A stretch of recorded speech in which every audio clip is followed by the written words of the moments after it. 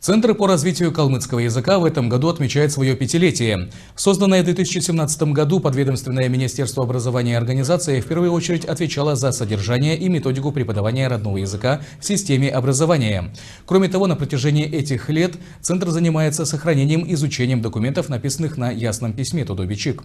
Несмотря на пандемию коронавируса, Центр продолжал работу, сотрудники Центра записывали видеоуроки, работали с архивными материалами.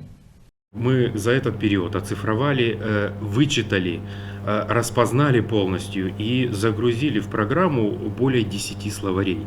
Из них 8 словарей – это словари, которые были изданы на современном калмыцком языке уже с помощью кириллицы. К сожалению, во многих этих словарях отсутствует совершенно транскрипция или даже какие-то вот возможности прочтения.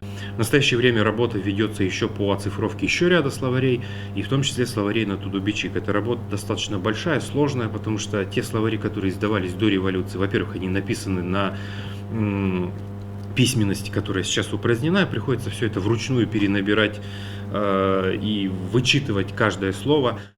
Благодаря поддержке главы Калмыкии и правительства республики в прошлом году Центр оснастили новым современным оборудованием. Также Центр обрел новое помещение. Улучшение материально-технической базы позволило сохранить и развить калмыцкий язык, культуру, популяризовать их среди молодежи, привить бережное отношение к родному языку.